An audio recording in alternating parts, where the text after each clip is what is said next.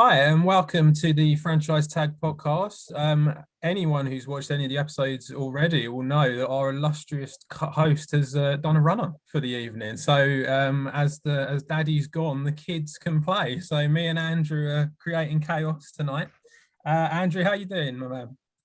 Yeah, all good. Yeah, looking forward to this show with a little Jesus-looking friend away. So yeah, it should be fun. And Perfect. Adam, how are Perfect. you doing tonight as well? Yeah, obviously Freddie didn't want to talk to his Bengals fan, did he? Yeah, AFC North.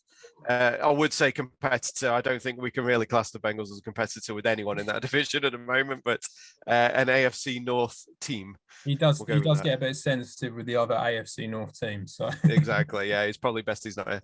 So we are here to talk about Jamal Chase and the Cincinnati Bengals. However, the big news that came out yesterday, there was a little alleged ambush on Julio Jones from that we saw. So I'm going to do my own little alleged ambush on you two. Obviously, the guys, he doesn't want to be in Atlanta anymore, but where does he end up? I'll let Andrew go first. So if he's Oh. got anything, I mean, I've had to write an article on it, so I'm actually fairly good with this at the moment.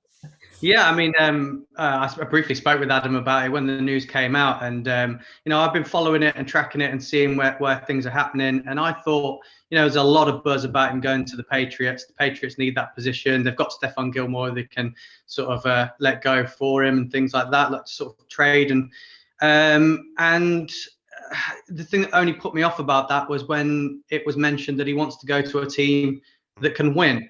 I'm not sure that the Pats are not the best team in that division. So that's not an immediate win. It's not immediate straight to the playoffs. Miami, could even trump them in that division. But yeah, I think if he wanted to win, it'd have to be somewhere like the Colts. But I just don't see him fitting in there with what they're doing. I think it might disrupt things a little bit, maybe.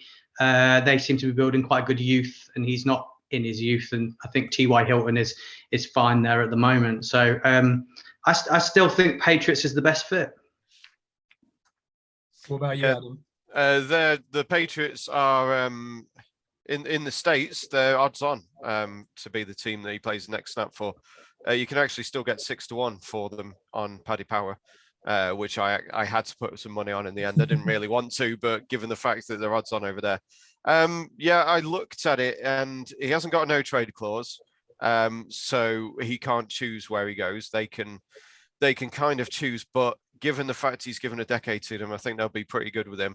However, I still don't think it'll be NFC. So that kind of rules out the Packers and 49ers who have been rumored. He's on 15 million for this year. So you need someone with cap space. I agree with you, Andrew, on the Patriots.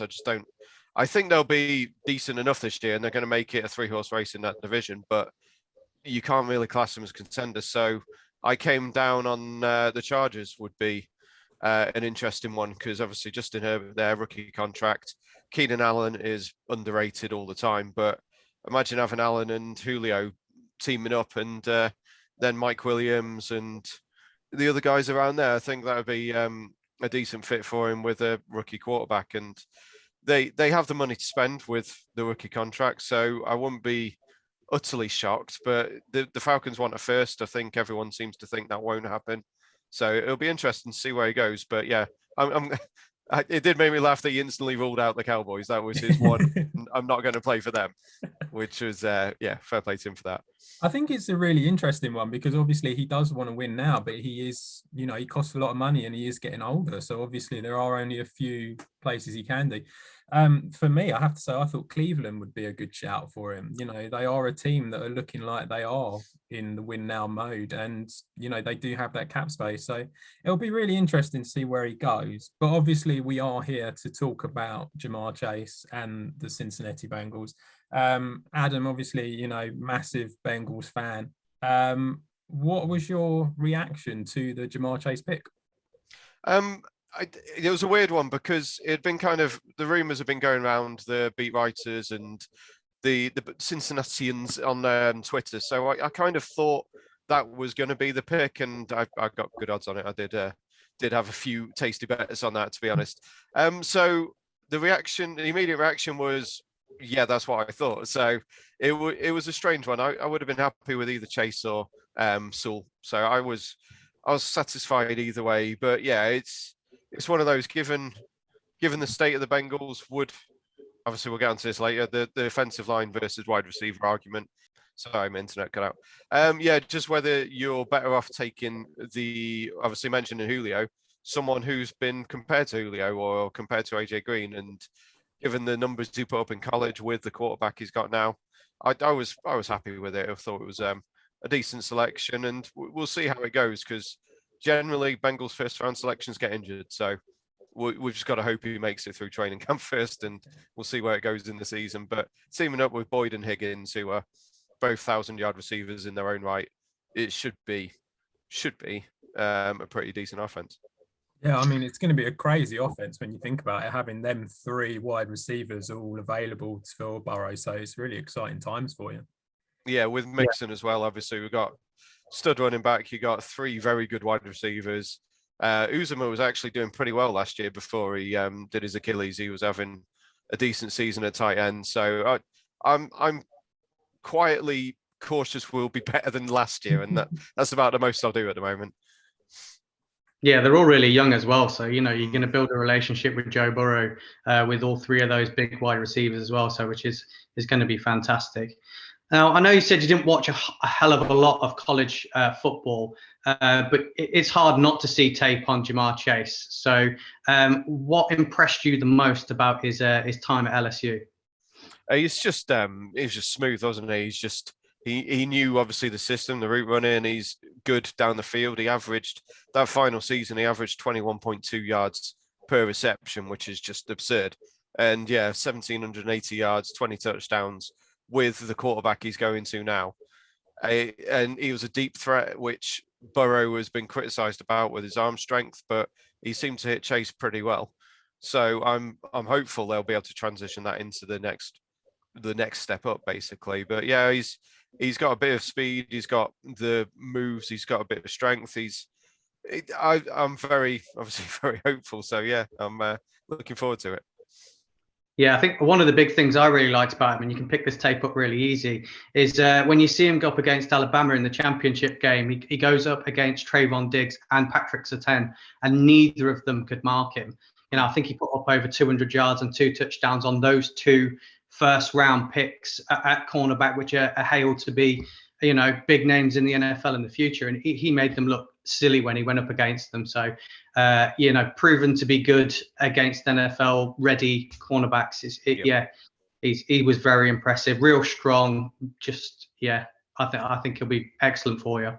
Yeah, I actually had that down in my notes. I missed that bit. There was a tweet out about the pro cornerbacks that he faced, and he put up something like 14 touchdowns against them when they only gave up 4 for the rest of the season between them. So yeah, just things like that. You've got to be excited, really. So yeah, it's looking promising. Let's say if he can make it through training camp without injuring himself.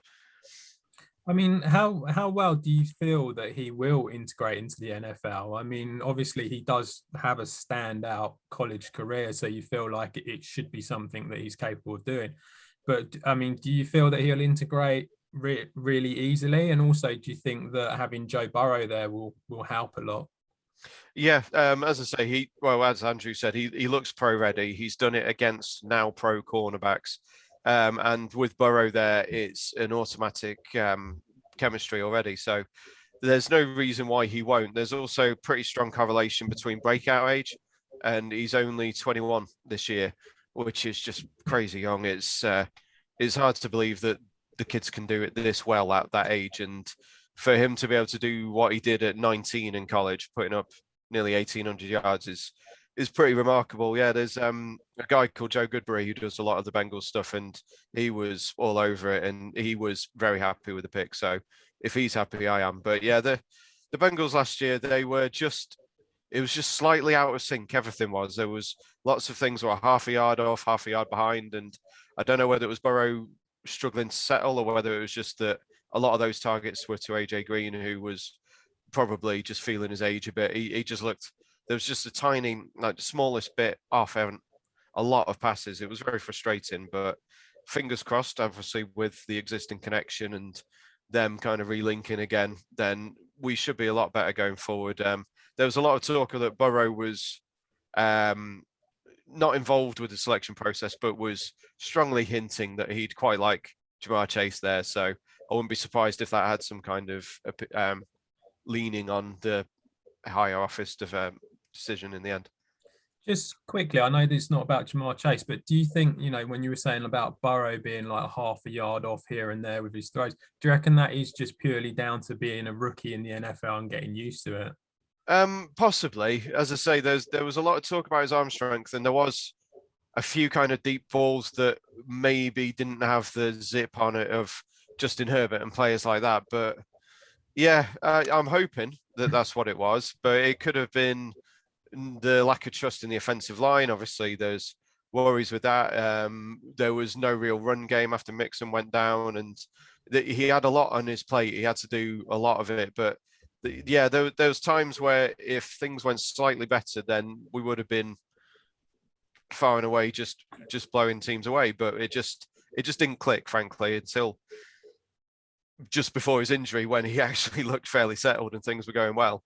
And then obviously that happened. But yeah, I don't know, to be honest. I'm hoping, obviously, after his college year. But the worrying thing is, obviously, he only had that 1 year really where he was phenomenal in college. So the risk is that the Bengals picked someone like that, and with knowing the Bengals, it's going to fail.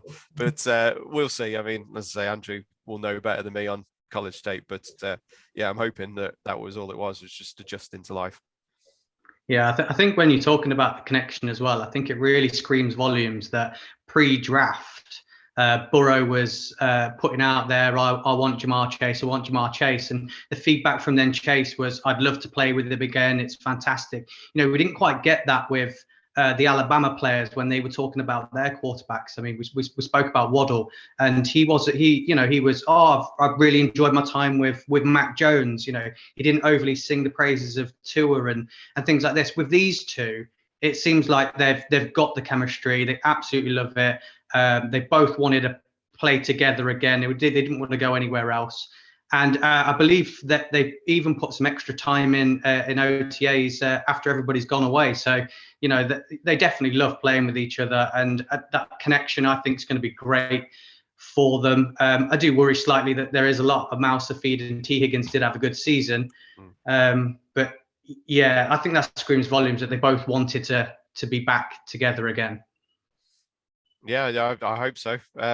Yeah, like you said, T had a good season in the end. He was, I think, 17 yards away from 1,000 yards, and he actually got it, and then it was called back for a penalty. So that was frustrating because he did his hamstring on that catch, so he didn't actually get to the 1,000. But he settled in well in the end, Higgins, and obviously, as I say, with Boyd, he has been 1,000-yard seasons for the last couple of years.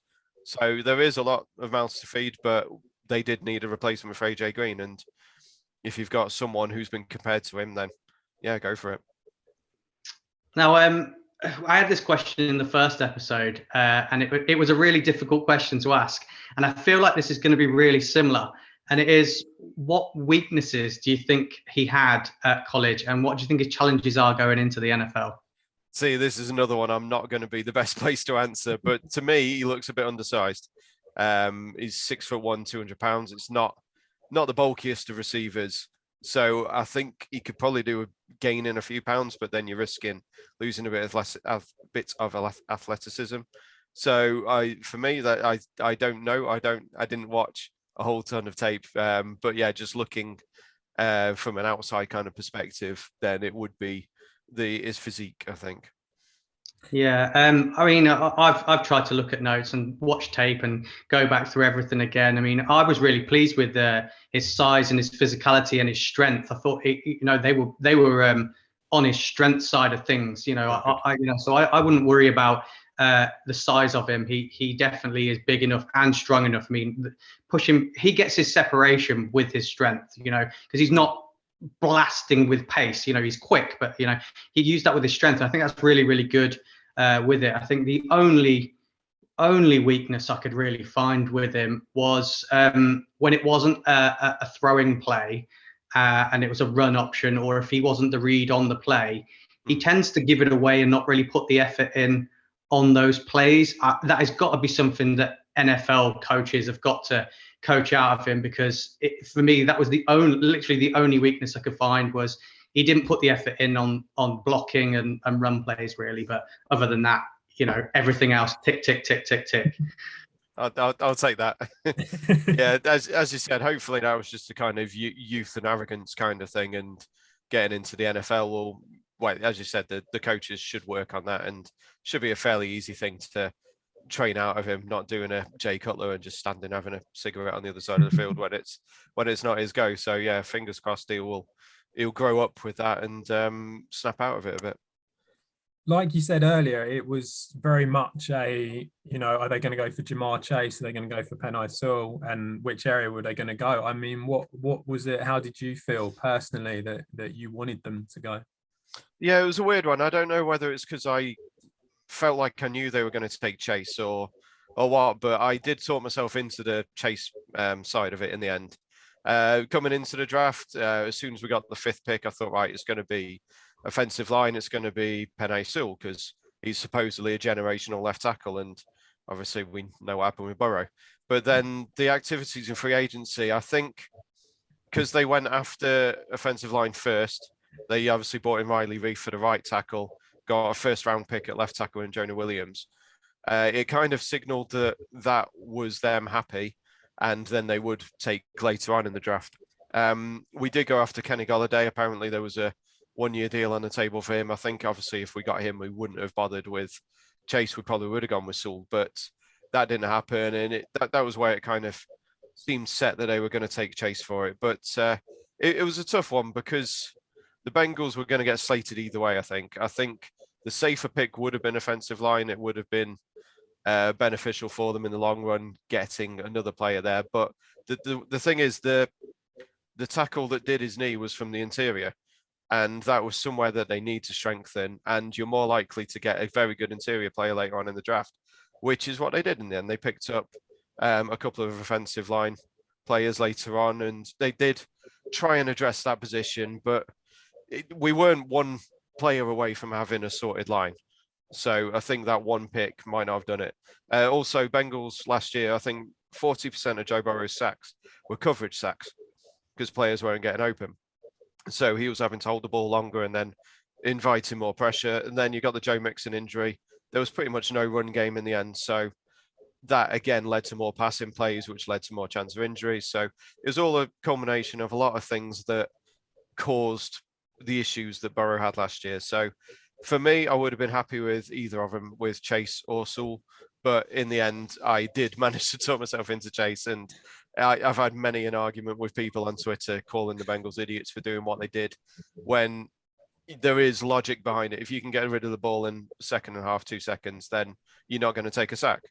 So there is theories around it, and I guess time will tell how it works out, really. I think with how good your division is on defense, though, you're not going to be able to get the ball away as quick as maybe you'd like. I know sort of pre-mock drafts and things like that, I really thought that Rashawn Slater or Elijah Vera-Tucker would suit the Bengals a bit more, being playing in right guard. I know you picked up Jackson Carman from Clemson, who's obviously a big name. But, yeah, I kind of understand the Jamar Chase pick, but I really, really think if the injury that he got, right guard would have been the position that you needed to go for, with how many good wide receivers within this. And you had a good, decent wide receiving core last year. I don't think that was something that was a weakness. So, yeah, I was on the offensive line bandwagon, I think. Yeah, we would have needed to trade back to probably, I think Vera Tucker went 14, 15 in the end. I think if they could have traded back to there and picked up maybe a pick next year or a bit more capital, but the Bengals don't tend to trade, so I didn't think that was an option. And then there was still offensive tackles in the second round. There was the guy the Bears picked up, who I can't remember the name of at the moment, in the second round. He was the one that a lot of the fans wanted. Tevin Jenkins, wasn't it? Yes, that Yeah, rings a bell. Yeah. He was the one that a lot of the fans were kind of touting at 39, I think we were. But yeah, obviously they skipped over him and, as you said, picked up Jackson, and we got another one later in the round. We got some gigantic guys, and Jackson's massive. He's a big lad. So he will at least fill a hole in the middle of the line, even if he maybe isn't the best that we got. But the Bengals have got the ability to field an offensive line with entirely first and second round picks. So you'd think with, that was another thing I wanted to mention, the offensive line coaching. It was terrible last year. Even with injuries, they just weren't blend. They couldn't get a blend, but they didn't seem to work anything out. And they brought back Frank Pollock this year, who was the offensive line coach when Joe Mixon led the AFC in rushing yards. So we're all hopeful that the renewed or better coaching and obviously a lot more players around should, fingers crossed, help out, because Quinton Spain looked pretty good last year when he came in at left guard, I think he was. And Suafilo is a bit part player, but they seem to have gone with bodies rather than elite talent this year, which with the amount of injuries that this team seems to have is something that's needed. But you're right about the division. Having the pass rush that they have to go up against it's never going to be easy, and it's always going to make the offensive line look worse than it probably is, to be honest. It would probably do all right in other divisions, but going up against TJ Watt, Myles Garrett and things like that is never going to be fun, frankly. So I think when I look at the sorry, mate. I think when I look at the Bengals team and I was going through it, I felt like your defense was a bit of a weakness for me. And your offense wasn't too bad. I mean, you haven't heavily gone massive on the defense, and you've added another big attacking weapon. Do you think that's a signal to the way the Bengals want to play in the future? The defense is a tough one because last year in free agency they paid big money to Trey Waynes, who got injured pre-season, and DJ Reader, who was injured after I think 3 games. So they were the two big money signings they made to try and improve the defense, as well as drafting 3 young linebackers who should all improve coming in. Von Bell and Jesse Bates is one of the best safety partnerships in the league. So we've got a good core in the middle. They're all very young. And obviously we're hoping Waynes will step up on the promise. We did have to lose William Jackson, which is annoying because we signed Waynes. But yeah, I think it's a tough one. Is it a sign that they don't trust the defense, so they feel like they've got to score more points? I guess that's kind of the question you're asking, really, is what, how they're going to play. But obviously Zach Taylor is a former QB coach. He's an offensively minded coach. So he may well have had a say saying, I want to get more weapons.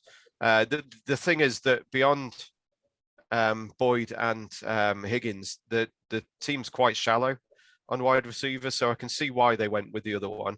You've got Auden Tate, who's decent enough. But other than that, they really didn't have a whole lot in the passing game. They could obviously fill bodies. So yeah, I don't know, to be honest, the future. I'm hoping it means more expansive and more attacking football. But whether that's the right move in the division they're in, I'm not sure. Because again, as you said, you're facing fairly, elite defenses. All 3 of the teams are probably top 10 on defense. So if you're then trying to, I guess, outgun them, then it's not going to be easy. And frankly, I'm not sure Zach Taylor's the man to do it after 2 years there and winning 5 or 6 games and showing probably a lack of adaptability to situations. But I guess time will tell on that. I'm still hoping that he has had bad injury luck as a head coach. So I'm hoping that will kind of turn around. But again, I guess time will tell with it, really. So moving away from the draft, I was actually just going to ask you about Zach Taylor. And I mean, he has been there for 2 seasons now. You sort of see how quickly teams can turn things around in the NFL. I mean, do you feel like, given that he has taken, the chase pick, it's almost like another offensive weapon for him, and he is an offensive coach, do you feel like this season is almost like the sort of make or break season for him? I think it probably should be, but I don't think it will. I think the the GM will keep him after this year. I guess it depends how badly they do, frankly. But yeah, he's had the chances. He's turned around the ethos of the team. He's brought in leaders everywhere. I know that last year's draft, 6 of the 7 picks were captains in college.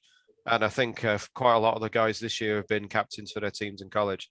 So he's bringing in a mantra and a kind of an ethos of how he wants people to be. He wants the players to be leaders. He wants them to be mature.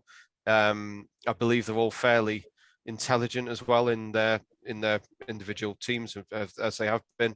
So you can see what he's trying to do. It's just implementing it. As I say, last year, Mixon led the team in rushing, and he only played half the season, or less than half the season. So it just shows a lack of any kind of change in game plan. Admittedly, at the end, P. Ryan actually did seem to be doing all right, and I think he'll get a lot more of the ball this year with Mixon being that's the way that they'll rest Mixon instead of being on for the field for every single snap, is bringing in P. Ryan, and he's a bit more of a bulldozer. So it'll be interesting to see how they go. And yeah, I think with Taylor, it won't be make or break. And the schedule is really tough this year for the team, playing the NFC North and the AFC West. They're 2 of the tougher divisions you could be facing. So I don't know what fans would think is a decent win total. I think we're probably looking at 6 or 7, frankly. And if he gets near that, then for me, that's good enough. But I don't know how that's going to go down with the rest of the fan base. I mean, yeah. Well, go on, Adam. You go. Do you feel that, like, because obviously it is such a tough division that you're in? I mean, especially with Cleveland now coming through. I mean, do you sort of feel like it is almost like, you know, given their strengths, that it is not like a lost cause, but almost like it's such a hard job to do that actually they almost have to give Taylor that extra time? I think that's probably a good shout. Yeah, I think the fan base I think most of them do appreciate how tough the division is. And the Browns, obviously it was painful for 3-4 years, but maybe that was the way to go about it, was just to complete burn it down and start again and restock and go about it. Whereas the Bengals are trying to kind of do it as they go, but there is a lot of youth on that roster. So I guess they're probably hoping they can all come through together and build as a team and build as a unit and get there in the future. But we're hoping with Big Ben this year, I think he's past it, frankly. So I'm hoping the Steelers will take a step back. Obviously, Freddie's not here to counter argue that. Quite lucky we haven't got Freddie on the show today. I think that would have been you muted. Gotta have the odd dig where I can. The Ravens obviously very well coached, and frankly, the Steelers are well coached. I'm not a fan of Tomlin, but you can't argue with him never having a losing season. And then, as you said, with the Browns coming on now and doing what they're doing, I think the Browns are on this year and probably next year is their Super Bowl window. So they're definitely going to be pushing, and the signings they've made this offseason, they just seem to be just stocking. And it is going to be really tough. So yeah, that is probably the reason why Taylor will be given time. But Mike Brown has always been tentative with getting rid of coaches. So I'm fairly sure he'll be given at least this full season and probably at least one more. Yeah, definitely agree that I think the Bengals for me are one of those teams that if they don't stick with the head coach and the amount of youngsters you've got, they are a worry of becoming one of those head coach carousel teams where, you know, I think the fans and the head coaches and GMs and things like that, they've all just got to remember that division is tough. It will take more than maybe 1-2 seasons for you to get back in that properly with the youngsters that you have got. So I think they've definitely got to stick with it and just understand the situation, really. Yeah, you've got to with Burrow on the rookie contract for another couple of years. I think season 4 with him is probably the one where they need to have everything in place and to be really going for it, because while he's there, you can spend in other positions and kind of build. So yeah, probably this will be season 2. So probably next year / the one after is the one where they need to really kind of push him for it, I think. Also, just quickly about Mixon. I mean, he's had a bit of an injury past, obviously, and when you look at the behind him, there's not a great deal there now that Giovanni Bernard's gone. I mean, is there any worries about the lack of depth there? I mean, I know P Ryan's there, but Yeah, P Ryan. Let's say P Ryan came in and did a decent job last year. They've got Trayvon Williams, who's a bit of a Gio Bernard kind of type, and they drafted Chris Evans this year, yeah, who I'll admit I've not heard a huge amount about, but he seems to be an athletic freak. He was someone rates RAS, which is some athletics kind of thing, and he was top 1% over the last 20 years or something for his athleticism. So there's the opportunity for him. He should be able to get some snaps. But yeah, obviously the depth behind, and there was an obvious lack of trust in anyone other than Mixon last year, given the way that they played once he went down. I do think Mixon probably could have come back with 4 games left. I think he probably would have been able to push through if needed, but there really wasn't any point. So fingers crossed, having that time off and bulking up a bit and just getting himself in shape should be good for the next season. But they've never been, as far as I'm aware, I don't think they've been the same injury each time. So there's nothing reoccurring. It doesn't seem like there's anything internal that is weaker or is going to be affecting him long term. It's just injuries. I mean, last year was a broken foot, I think, or toe. It was a bit of a freak one that, again, he may well have been able to push through if they were competing and got on with it. But as it happened, there wasn't any point. So, but yeah, depth behind is not great. Adam just spoke briefly there about the loss of Giovanni Bernard to you. I mean, I don't think we can get a Bengals fan on and not bring up the fact that possibly one of the most underrated wide receivers has just left. And I don't think we can't not bring up AJ Green.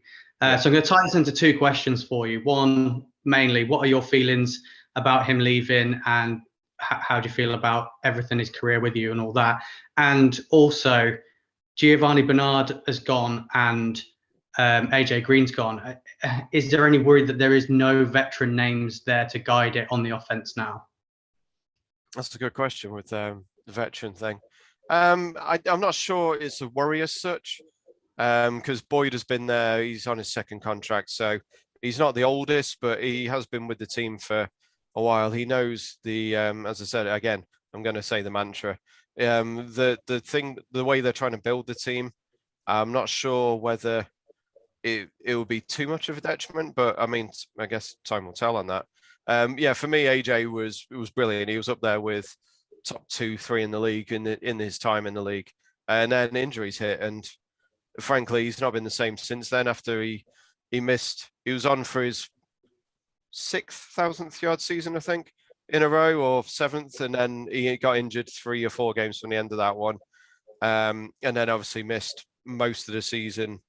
Last year, he had this toe injury that evolved into week in, week out, will he play? And that didn't happen. But last year, I hate to say it because he has been brilliant. He looked gone. He looked past it. And again, that might just be the lack of connection with Burrow, but there was a lot of contested balls that he didn't get. There was a lot of dive for it and you'll get it, which he didn't go for, and things like that. He just didn't look with it. He wasn't himself, which was quite sad to see, to be honest. But I'm hopeful for him in Arizona. I think not being the wide receiver 1 there, having an elite wide receiver opposite him, it should give him obviously the easier coverage and maybe a bit of renewed vigor and a bit more energy for it. And we'll see how he does with Kyler. He may slot into the Larry Fitz kind of playing in the slot and playing inside role, and I think that will be good for him as well, because he can still get available, he can still get free. So it will be interesting to see how he does. But yeah, for me, he was a brilliant player. He was fantastic to watch. And there's one video been going around, the touchdown he scored against the Ravens, where he got spun around and managed to keep his balance somehow and made it into the end zone from 60. Well, I think it was an 80-yard touchdown from Dalton, and just things like that we won't see again. And he's one of the reasons I don't rate Trey White as much as everyone does, is because AJ just destroyed him every time he played up against him. Yeah, and Gio Bernard, he was the first player I got back of one of my jerseys. He was one of my favourite players because I'm not the tallest, and Gio's probably only a few inches taller than me. And he was one of the good guys. He's universally loved around the team. He was a fantastic player. In the community, he was brilliant. He did so much for the franchise, and I'm glad that he's landed in Tampa, frankly, because if anyone deserves a chance, it's him. And he's an incredibly good third down blocker, which is, I'd imagine, why they picked him up, is to be in there for Brady and someone he can trust. And then obviously we know what he can do out the backfield catching the ball. So I'm happy for Gio, and I'm glad that he's gone to somewhere good and he's got a chance of winning a playoff game, which is something few Bengals have had the chance to do. Okay, so finally, we can't have Mr. Touchdown Tips on without a tip for the season coming up. So have you got anything that's a long way away, but anything for us in the future? I probably should have researched this one. No, I've not got a huge lot so far. I'll be honest, I've been off since the Super Bowl. I've been trying to stay away from a lot of the NFL stuff just because the 4 months during the season is just such a grind week in, week out. But I've got a free £5 bet on the Rams at the moment, the Matthew Stafford deal, and they're quite obviously they're going for it this year. The 49ers is another one of probably mildly decent odds, who after last year are probably going to do pretty well. But no, you can get 2-1 on the Texans earning the first pick next year at Sky Bet, which I'm not sure who's going to be challenging them for that, but I can't see them winning more than 3-4 games. Their win total's 4.5, so and you're probably going to take the under on that one because especially if Watson doesn't play, which is threatened. I mean, they did just pick up Jeff Driscoll today, so you never know. Okay, Adam, thanks so much for coming on. If you can just let everyone know where they can find all your stuff, then that'd be great. Yeah, I'm at Touchdown Tips on Twitter and touchdowntips.com or tdtips.com. I did try and get a bit of DFS stuff off the ground last year, but frankly, I didn't have the time. So that was nfl-dfs.com as well. But yeah, it's a long season when it gets here. But yeah, at touchdowntips.com is where you can find my stuff. Okay, cool. Well, thank you for coming on. It's been great having you on. Also, please subscribe to our to the Franchise Tag on YouTube and check us out. We're on Spotify and all the other things that you can check us out on. And we'll be back on Sunday. There'll be another episode coming out of the Miami episode and Jalen Waddle. So look forward to seeing you then. See ya.